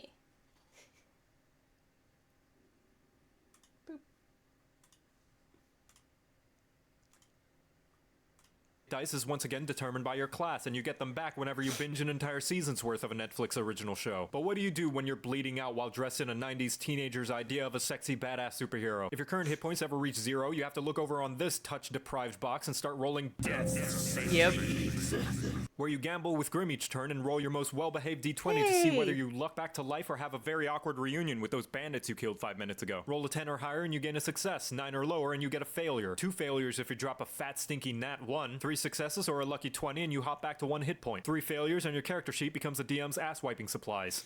Attacks. This section is where you throw in all your various flavors of stabs. If you have a weapon or attack of some kind, you write it in here and refer to it during combat. Say it's a sword and shield. Yes, both. You would write down the name of the weapon here. Then next to it is the attack bonus, aka how accurate your weapon is. No, not the damage. This number is determined by your strength modifier for most weapons, unless it's a ranged weapon like a bow, in which case you use your dex mod instead. Or if it has the finesse property, which allows you to pick either. On top of that, if you're proficient with that weapon, you can add that good old bonus to it too. But how do you know if you're proficient with a weapon? Let's put a peen in that. Alternatively, if it's a spell attack like Eldritch, your attack bonus becomes your spellcasting ability modifier. Let's take a bard for instance, which is the slut stat plus your proficiency bonus. Whenever you roll a d20 to see if your attack lands. Also, I did get a new packing desk set up. Let me show you guys that one. I think I posted that in the general chat. Let me find. Boop boop boop. But I got I went on to Facebook Marketplace and was able to find a person selling an old IKEA bookshelf and desk combo. So that's how I was able to get this one, because it's an older style one, because I don't like the pole legs. So this is my packing station section. And that is like my old laptop that I'm using for my Etsy orders now, and then my bookshelves, and you can see a bunch of my figures have been put out. I want to get little acrylic risers so stuff can be seen a little easier, and I haven't decided if it's going to be a plush pile over on top of the bookshelf over there or what, but I have my 2 shishas. But yeah, I'm slowly starting to put out my figures. I'm excited. Boop. You get to add this number to the total. Alternatively, if it's a spell or special item like a bunch of ball bearings thrown in attempts to recreate Home Alone that requires the enemy to make a saving throw, you can put the saving throw and difficulty class there instead. But how do you know what that number is? We're gonna put a peen in that too, shut up! Once you have that number, to the right of it is the damage roll, aka how aggressively you're going to introduce the enemy's face to your sword. This is included in the description of whatever weapon or spell you are using. Whether it be a light jab at their insecurities, a proverbial pounding of pornographic proportions, or 8d6 fire damage in a 20-foot radius, just fireball! Fireball! Most weapons also include your strength modifier to the damage, unless once again it's a ranged weapon which uses dexterity, or a finesse weapon which uses either. The difference being that you don't add your proficiency bonus to this roll unless something says otherwise, and most spells don't add any additional modifiers unless their wall of text explicitly says so. And lastly, make sure you include what kind of damage you're dealing so your DM can know that your psychic damaging vicious mockery won't do much against a revenant because their self-esteem is already in the grave. To recap, when you attack, roll a d20, add this number, which is these, then if you hit the enemy's AC, you roll these, and add this number, which is this. Spellcasting. Remind me that We're I going need to take a little break from the main sheet to look at this sheet that has a list of all your accomplishments. Oh, look at that, it's blank. This is the spell sheet. If you're playing a character that's capable of casting spells, then you're going to take a gander over to this sheet whenever you cast them. Up here at the top, you can put your spellcasting class in case you're absurd and tend to forget which spells go where, your casting ability, which will depend on the class, your spell save difficulty class, and your spell attack bonus. So hey, remember that peen we put in for spells in your attacks? Well, it's time to unpucker that sucker, because here it is, the spell save difficulty class, also known as DC. This is referred to whenever you cast a spell that requires the enemy to make a saving throw. And how this is calculated is 8 plus your cast mod plus your pof bone. Once you've got all that figured out, the rest of the sheet is for keeping track of all your spells and slots. You write down the spells you have for each level, how many slots you have total as well as expended, and if you have the spell prepared or not. Note, only certain casting capable classes apply. Please refer to the player handbook or any other supplementary book regarding your class to find information on what methods you have to go about obtaining and preparing spells. What, unsure of what spell slots are because your brain's too smooth? Well, sit the shit back dit you get and listen up. The weakest level of spells are called cantrips, or sometimes level 0 if you don't care about hurting their feelings, and they can be cast as many times a day as you want. First level spells and upwards, however, require a resource called spell slots to be cast, or else you'll have to find out the hard way that casting Thunderwave without having your beauty sleep will make the life or death battle with the Underlord of Darkness a lot less epic and a lot more smelling like last night's kebabs. And if the name spell slot makes things too confusing for you, you can use my personal preferred name for them, Mage Bullets. How many Mage Bullets you have per spell level and how you recover them is determined by your specific class and level. So just like 99% of this entirely redundant video, if you want more information, it's best to read the parking himbo. And keep track of your goddamn slots, because if you don't and just so happen to be able to cast 5 mage hands a day under section 3 chapter 1 paragraph 12 of the Code of Gelatinous Noobs, the DM has full rights to eat your dice. Characteristics. After No, looking in the not my mirror and taking character. some Not serious my self-reflection dice. Don't after eat the my apocalyptic dice. chasm They're of the my- divide of the they're fan my base that was shiny 4th math edition of rocks. D&D, Wizards of the Coast started to take into consideration for the next version of D&D what gameplay features they wanted to invite to future parties and what gameplay features they needed to take out back and tell to think about the pretty space butterflies. One such old yeller victim was the Virgin alignment chart being completely overshadowed by the Chad personal characteristics, each one being a useful tool to remind you of your character's interests, motivations, my shortcomings, math and sexual rocks. fantasies. Anything You never but my know if you're math going to end up having to rocks. fuck your way out of a problem, so it helps to be prepared and know exactly what position would be the most in character. Personality traits are the broad strokes of your character. Likes, dislikes, interests, manners, I do whether or too. not they In think between something's a me and soup my or a husband, salad, like, ideals we are their have so drive, their many- principles, and what they we have vote so for during many. election time. Or if they don't care about voting at all and prefer to stay home to catch a once-in-a-lifetime live marathon rerun of Animal Planet's The Most Extreme. Bonds are personal attachments and experiences they've had. It could be a good friend, a love fond each one. memory, I don't or know your about favorite that. glow-in-the-dark bouncy ball that always seemed to bounce a little bit weirder than all the other ones. And lastly, flaws, which 99% of the players don't actually understand and will probably put something inconsequential, like clumsy. Not me though, because I'm flawless and perfect. Oh, you don't think so? Well, could a person with weaknesses do this? All of this other shit.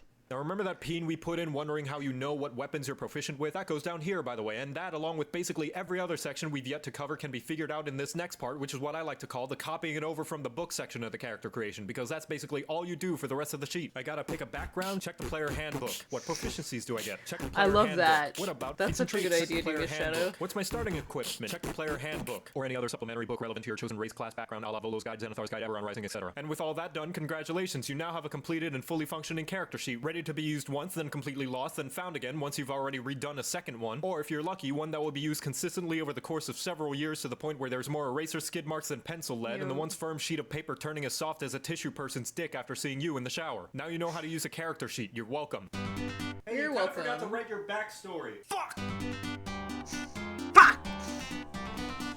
It's so well animated too. The fuck.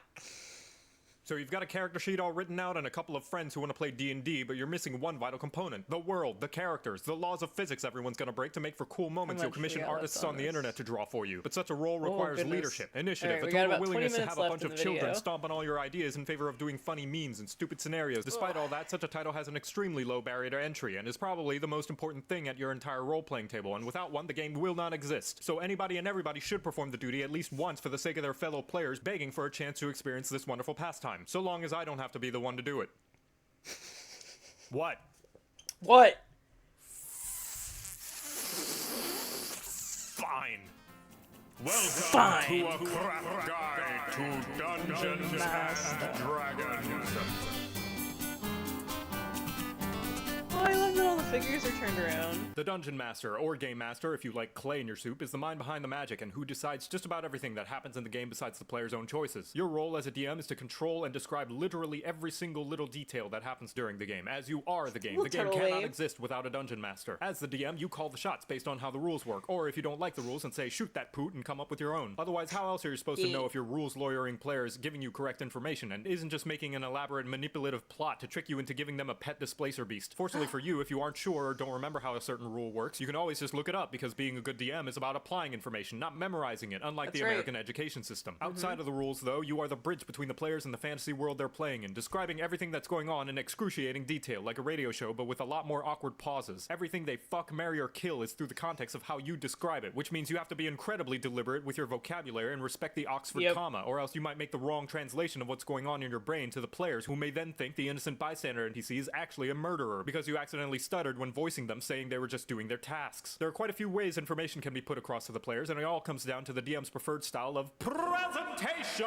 Many pop culture depictions of the nerd ritual often show an ornately carved and treated mahogany table, players dressed in professional cosplay on par with 2000s Hollywood costumes, atmospheric mood lighting that'll make a hardcore dom blush, background music and ambience that's like a spa day for your ear canals, and detailed miniatures, maps, and set pieces painted by angels using brushes made from the nose hairs of the gods. Now, do you need all these fancy, expensive, and No. superfluous amounts of presentation and stimulus in order to have a worthwhile Dungeons and Dragons experience for your players? Of course you do. Fork it over, bitch. Your wallet could lose a few extra pounds. But even with all the fanciest of theatrics, every Dungeon Master has to rely on the ever-prevalent theater of the mind, where everyone has to use their imagination to visualize what's happening in your grand spanking fantasy world. So a game of D&D doesn't have to cost hundreds of dollars and can be anything from a massive theatrical event to a hangout with the bros with cardboard cutout minis to even sitting in a restaurant with napkins for character sheets, and the salt and pepper shakers are the evil queen of spice and her angry white steed. No matter what, you'll always eventually have to rely on the most useful creation of all mankind that can raise armies and fell nations. Words. Never underestimate the power of a good thesaurus, because inevitably there will be a situation where all your fancy props won't suffice and you will have to learn how to use old English vernacular. As the DM, most of your responsibility all boils down to allowing the players to interact with your grand spankin' fantasy world. And how they do that can be summarized in one simple action: rolling dice. When a player wants to do something, anything, the DM is the one who decides if the player rolls dice, what dice they roll, and the outcome of the roll of the dice. Then just about everything else is an extension of that one single responsibility, which is why nobody wants to do it, because one single responsibility is far too many. An extension of that, the DM's the encyclopedia of the D&D game. If there's history in the world, it's the DM's job to know it. When the players are fighting bad guys, it's the DM's job to keep track of the enemy's abilities, hit points, and sexual orientation, just in case you never know. If a player resurrects their long-dead uncle, it's the DM's job to have read their backstory to know said uncle was a drunk rocketeer who eats horseshoe crabs. And when the players bring up how the plot and characters are oddly similar to Lord of the Rings, it's the DM's job to kick their ass. The scariest part about being a dungeon master, however, is the improv. Since you can't anticipate every single possible possibility the players can possibly make possible, you have to think on the fly and figure out how those possible things could be possible. If the player character tries to eavesdrop on somebody, you have to come up with what they hear. If somebody eats too many beans and farts, you gotta come up with how it smells. And if the party decides to run off some other direction rather than the main plot, you have to come up with what they run into. Like another town, or a dangerous hag, or even the main plot, because you moved it over there since the giant glowing breadcrumbs in the shape of story progress this way wasn't obvious enough. If you think you can prepare pre-written answers for every possible question the players could come up with, I'm gonna have to stop you right there, because no the fuck you can't. Somebody at some point in time will do something that'll turn your no pants bad dreams into a reality, and you gotta figure out then and there whether you're gonna get a new pair or just roll with it while the players see your metaphorical junk swaying in the breeze. So with all that easy to digest and totally not intimidating stack of expectations that doesn't even scratch the surface of what it takes to be a dungeon master out of the way, the question now becomes, how does one even start being a dungeon master? You gotta give a group.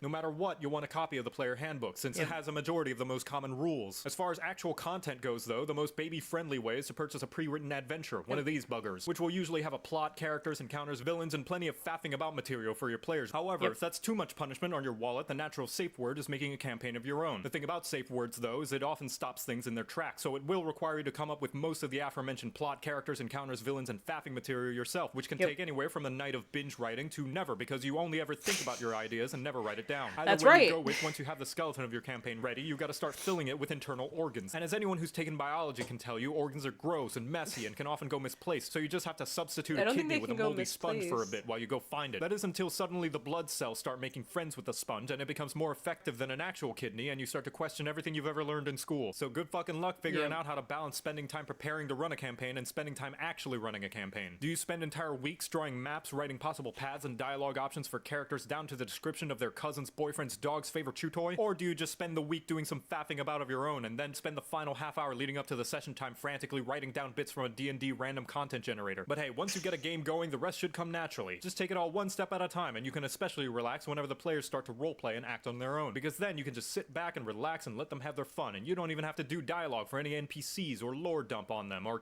fuck, the rogue tried to steal the paladin's rosary beads. Yes, the dirty whale's underbelly of being a dungeon master is dealing with the barnacle infestation that is being the de facto babysitter of the group, and then you gotta bring out the scraper of social obligation. In some situations more than others, the DM is expected to have a significant amount of say in organizing the playgroup, since you have something of a larger leadership role for the game to exist than the players. You're who the players will look to when arguing over who gets the loot. You will be expected to have a bigger say on when the next session time will be, and you are the one who's expected to kick out the guy who's overriding your descriptions of a pleasant smelling flower garden with the rankness of his workout stank. This means that you cannot take a passive role as a DM. You have control over the fan, and if you see shit flying towards it, you're gonna be expected to turn that fan off before the place really starts to smell like a medieval castle street. With all of that said, I still could not possibly cover the grand mountain climb that is explaining what it takes to be a dungeon master, not to mention what it takes to be a good dungeon master. And I've seduced enough tall folk to make Kanchenjunga horny for me. But I believe the best possible way to show you what it takes to be a dungeon master would be a demonstration of those undergarment moistifying skills I possess. Lucky for your thirsty butts, I've set up a D&D session with a bunch of nerds, and demonstrate I shall.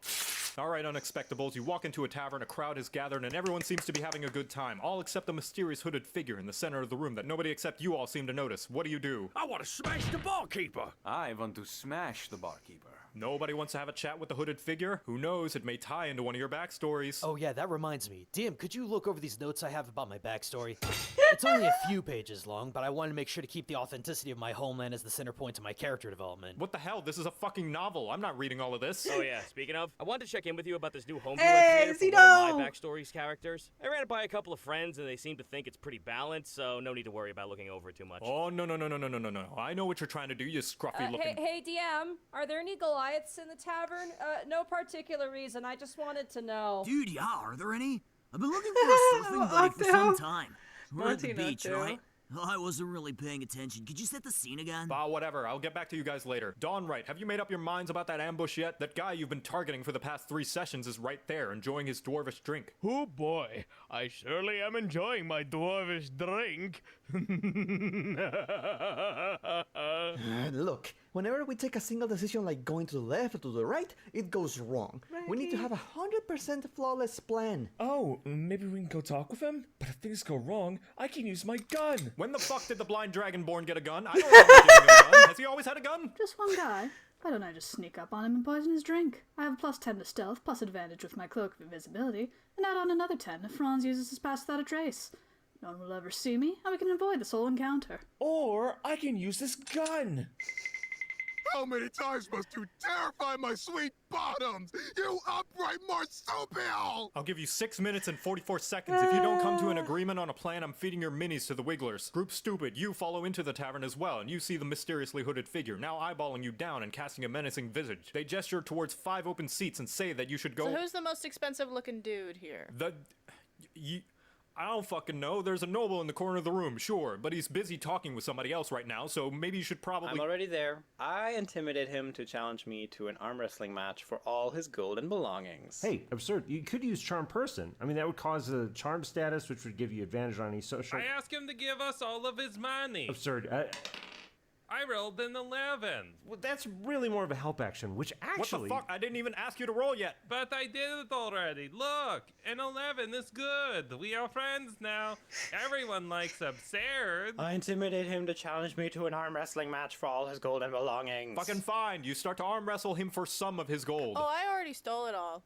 Also, he might be cursed, because, you know, backstory stuff.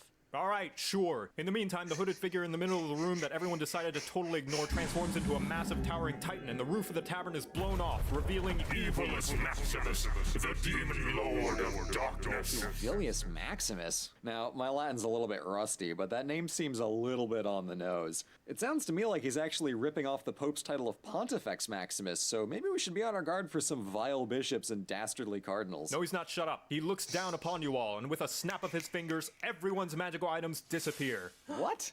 Not my outrageous. This is unfair. I demand to roll an opposing skill check. Ooh, this is the classic weaken your opponent before the showdown strategy used by the really egomaniacal bad guys. He wants to demonstrate that we're over-reliant on our magic items as a sort of condescending attack on our self-worth. Watch, next he's gonna say, your puny trinkets won't save you now. Your puny trinkets won't save you now.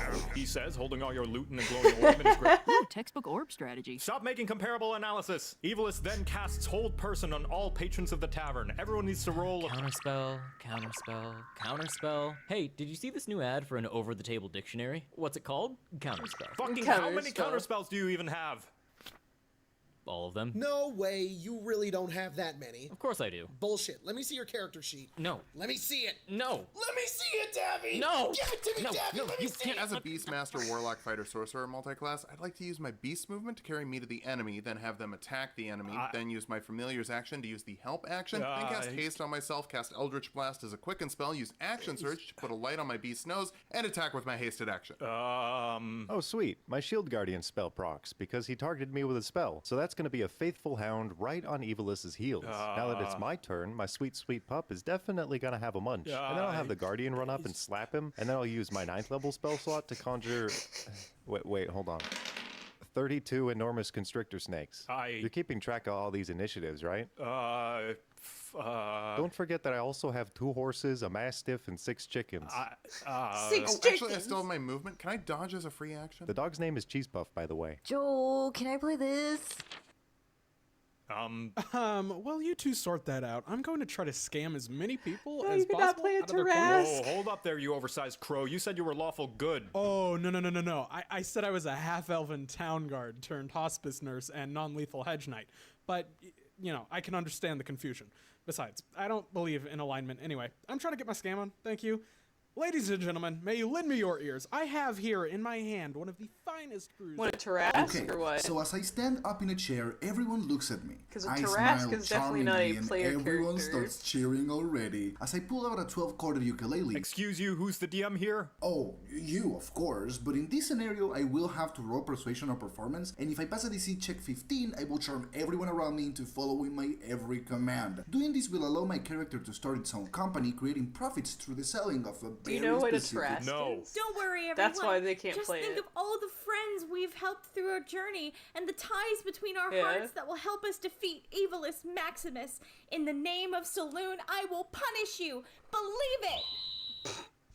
Can I stab her and take all her stuff? Later. Hey DM, not that it actually happened, but Do you want hypothetically, to if I hinder my lost a dice creativity? set you let No. me borrow, would you happen to have another one? I swear, I have the perfect theme music for this exact situation. Just hold on 1 second, I'll find it. I love all these people. Good idea. My furball pulls out their ukulele and begins to sing to the villain. Hey, you with the villainous smile, why don't you come and stay and get to know me a while? We're two of a kind, two sides of a coin. Well, I got no tail, I could give you some. Alrighty, I think that's enough barding for now. I feel as though we haven't really sussed out the emotional stakes here. I mean, who is evilest to us, you know? He's the demon lord of darkness. He murders people Oh and is my awful God. and terrible and bad. Or is he perhaps a metaphor? A construct representing the lasting woe that persisted after the Age of Reason?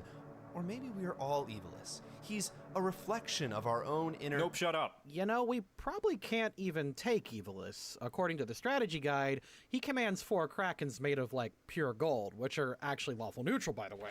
So they're technically not even evil, and they just serve an evil lord, which is interesting because... Hey, stop reading the official campaign setting. How's he funding all this? I think I have a general idea.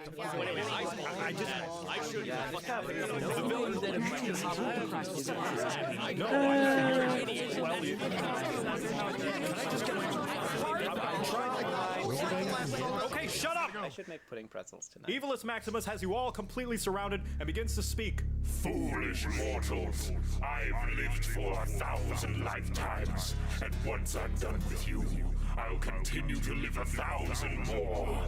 You are merely a blink in my existence. I've felled gods and consumed worlds, worlds which yours pales in its own inadequacy. Just attack the For goblins. darkness I've tamed. Yep. We've got him now, guys. I cast polymorph in the middle of his speech. Yeah, turn him into a T-Rex. No, wait, Okay, T-Rex I'm is gonna bad. grab Turn him Greckles, into something I'm small. gonna dimension Goldfish, turn him into a goldfish. Can I persuade him to be our friend instead of evil Maximus?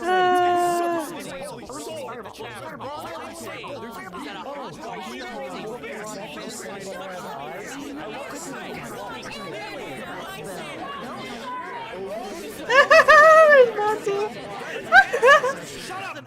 Everyone shut the hell up! No, you can't talk to the barkeeper. They ignore you. I didn't read your backstory. Your homebrew is rejected. There are no Goliaths, and pay the fuck attention next time I describe the goddamn scene. No, I'm not gonna describe it again for you. You all took too long, so your ambush fails and you fall to the floor of the tavern. Also, your target runs away. I never asked for a single one of you to roll, so all your dice go to waste. You don't get that gold, your intimidation fails, and you stop being a dongly-bongly rules lawyer for once. You two, stop comparing my totally original campaign to popular and historical media. I will sick the light gray walkers on you. You don't counterspell, your sheet is revoked, and no, you can't do any of whatever all that shit you were trying to do, you moldy min-max and munchkins. Nobody listens to you, and the guards show up to arrest you for disturbing the peace. Hey, it's all right, JoCat. There's no need to get so hostile. If you just take a moment to talk to the players, I'm sure we can all... Nobody cares, Matt Mercer. Oh, man. No, no, no, and no to all of your plans. And Evilus Maximus doesn't get interrupted by your spell. He conjures a giant mountain on top of the world, rocks fall, everybody dies, and that's the end of the session because nobody wanted to talk to the obviously mysterious hooded figure in the middle of the fucking room. Mysterious Man, that was the most boring Fine, whatever. Leave. I don't need you. I can find some other players who would be happy to play the game I meticulously planned for them. Go on and cry about it online, you dice-munching goblin breath weirdos. This is what you get for ruining the scene. It's all your fault, you know. You're welcome. Satisfied? What the hell else was I supposed to do?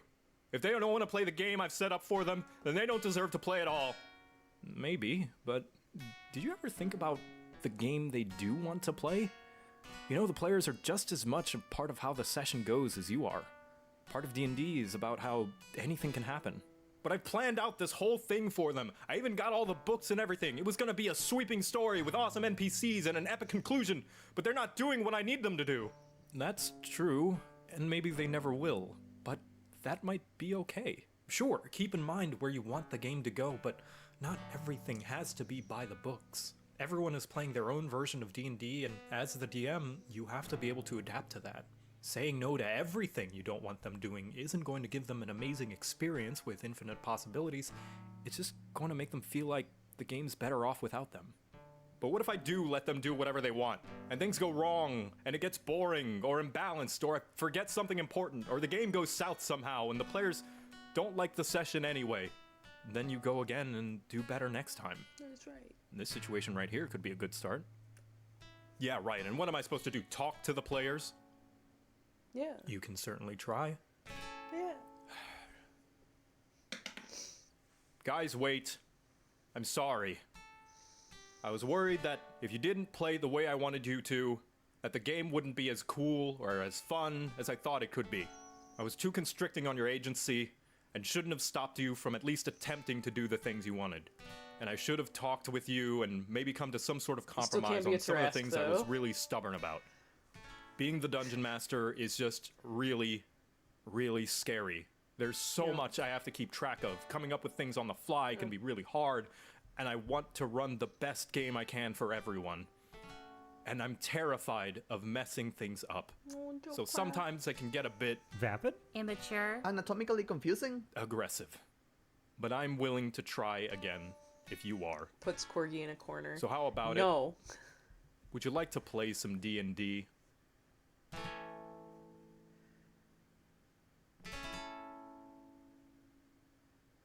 So, Krabby, you were saying you wanted to interrupt Evilus Maximus. Yeah. I wanted to cast Polymorph on him in the middle of his speech. Alright, what's your spell save DC? 15. Against all odds, you successfully polymorph Evilus Maximus. He transforms into a meek little sheep and falls to the tavern floor. Seeing this happen, several of the tavern patrons throw up their hoods to reveal they are part of Evilus's cult. Everyone, roll for initiative! Oh, this is fun.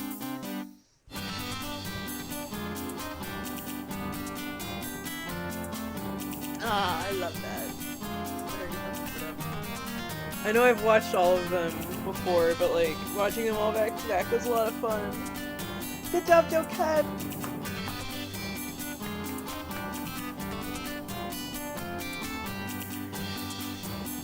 Hey, it's the Unexpectables!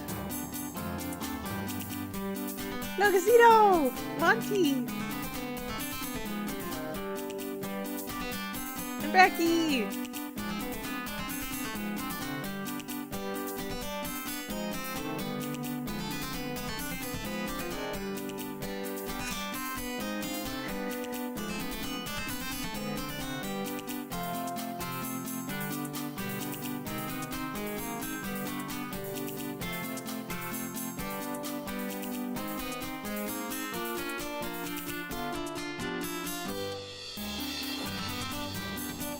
I know who Jess is as well, and then Aiden was one of the animators that had helped on several of these. I think Blaine as well.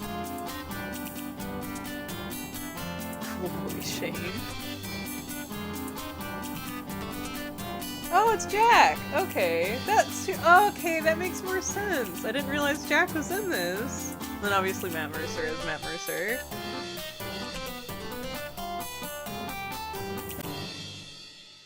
Nah. It was more fun to not have that happen. And let him get polymorphed.